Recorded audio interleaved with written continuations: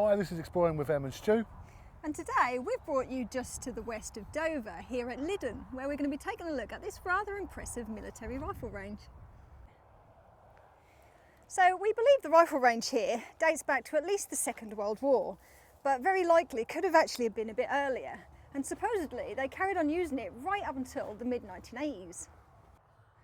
So this range stretched 600 yards right towards east, towards Dover, and would have actually been beyond where the new road was built. In fact, it pretty much chopped the range in half at the time.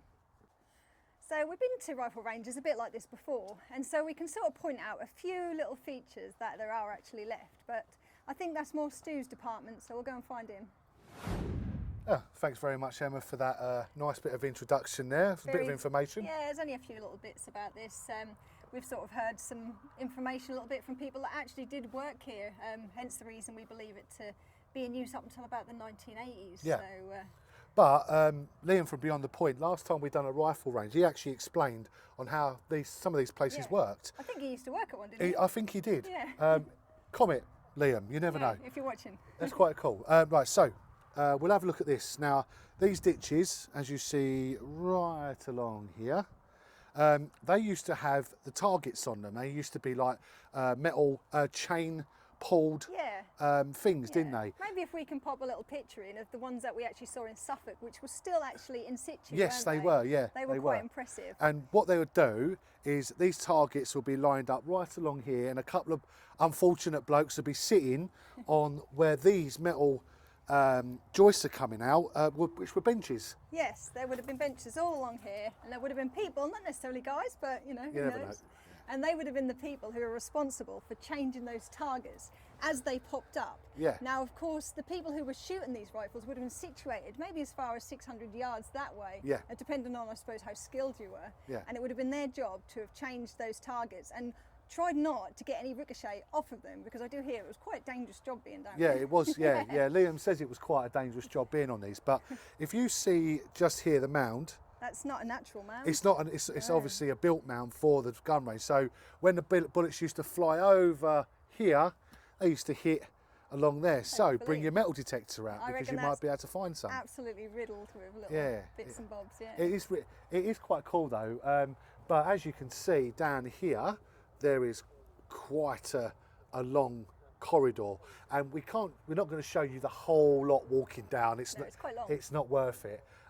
Because it's all the same. It's all the same benches, same supporting posts, graffiti. It's all the same, but it is pretty cool. Yeah, so what we're going to do, we'll slam some cinematics in. We've got some more features just at the bottom there, which is quite interesting.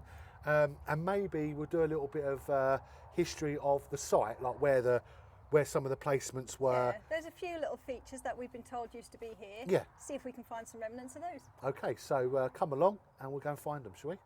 So Emma's just taken her normal legendary photographs for Instagram and Facebook Trying and all that. Trying to get a good thumbnail, but there is literally just a wall, so we'll see what we can do. But it is good though. I mean, literally we've travelled all the way from there to here, just looking at some of the remnants. There's not, I mean, don't get me wrong, like I said, they're all the same.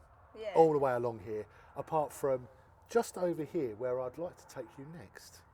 Just come a little bit more, as you can see. It's all the same. I won't lie, it's all the same all the way down in it. What was quite impressive though is all the benches and all that lot. The last time we actually saw one of these, some of the benches were actually still here, weren't they? And I think that rifle range was actually older, but it was Yes, a little bit more hidden. This particular one, we've walked all the way from Dover, which is, I don't know, a couple of miles it feels like. Yes, it is, yeah. Through mud. So I wouldn't recommend coming this time of the year, but I certainly would recommend having a look, Yeah. because there's a public footpath that runs all the way along here, and the gate's open, so they obviously don't mind having a look. So on a beautiful summer's day, by all means. Yeah, but obviously, like I said, there's nothing really much to see here, but me and Emma are quite passionate about these sort of places, so we like to show you what we're seeing. Yes, in case you don't fancy the walk yourself. Oh yeah, I mean, the walk has been a bit excruciating actually, but what we're going to do is I'm going to turn around now, and I'm going to show you these, so come with me. And Emma, obviously. There's no actual records as to what this is, but I think it's quite obvious. No, it's pretty obvious, and most people that are like us will know exactly what these are. And these are cubicles for toilets. I shall demonstrate what these are. I imagine there would have been some sort of chemical toilet here, and this is where you would have done your business. Yes, that's right, yes. That's all you're getting from me. But it's really unfortunate because it does look like this is the only real feature, and obviously all of that is the feature, isn't it? Remaining, yeah. I mean, obviously there would have been some sort of little crew shelter here. The last one we went to had quite a large structure, didn't it? A large room. Maybe there actually was something more so here other than just these toilets. But yeah, still quite impressive to see. We're always impressed. We are. Easily pleased. And what I'm going to do is I'm going to stand over here. So now with our camera, it actually gives a really nice wide angle now, and that is basically the full length of the whole screen there, of what you can see, and it is long. It is long. Yeah. So yeah, I think we've done quite well here. But there was a few little more features to see, isn't there? There's more I can tell you about it anyway. Yeah, there is. So what we're going to do is we're going to go find them places. We're going to switch the camera on again, and maybe we'll say goodbye to you, because we're not very good at doing ends. We normally forget and then do ends. Like, I've come back to do the ends. So not today. We're not going to forget. So okay, let's come and have a look. Let's see if we can find some more bits, shall we? So just to the north of the actual sort of shooting butts themselves, supposedly there was actually a shelter which would have been situated, I imagine, sort of just over near where the new road now is. I believe it was sort of like a Nissan hut type shelter, and they would have used it for storage basically. But the interesting thing is that this was actually connected to the actual butts themselves by a narrow gauge railway line, so we've been told anyway, and we think we might actually have a little feature of them. If you look incredibly carefully here, there's two pieces of wood in situ. I think they actually could be railway sleepers, and there is actually some metal in them. I mean, I might be wrong, but they're certainly something, aren't they?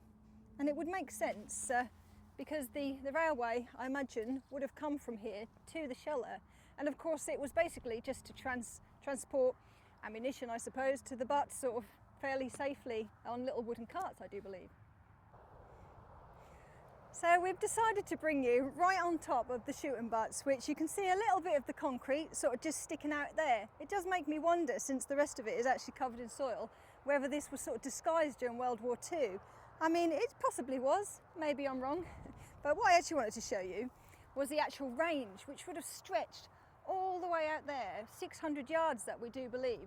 And if you look really carefully, especially if you look on Google Maps, you can actually see the 100-yard markers sort of stretching up towards sort of the northeast there, and literally comes to an end where the road was. So clearly it basically got demolished during that sort of time, but all of this would have been bullets flying everywhere.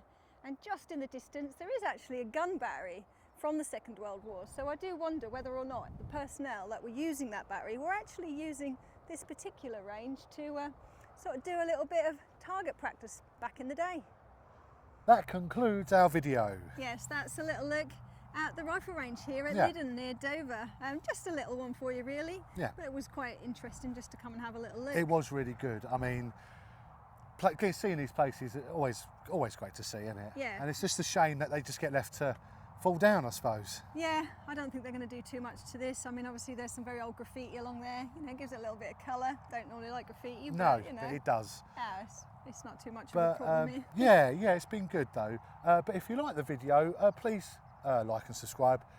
We do work very, very hard, and with you doing that, we can work even harder. Absolutely. We've got plenty of things that we've done around the Dover area. In fact, we've got playlists, so we'll pop a little link to that below if you want to have a look. And if you want to see a little bit more of our faces, you can always pop along to our Patreon, where you can sign up to that to see some exclusive videos from Dover and all around the country, really. So. And it's only a £3 flat rate. Yeah. And it does help because we do use the money for the channel. That's it, and it's always nice to have new people join us, isn't it? Absolutely. So, share a little bit of things that we don't share with everybody. That's it. So, as for Exploring with Emma Stu, as usual, we'll see you again soon. Yep, so thanks for watching. Bye. Bye-bye.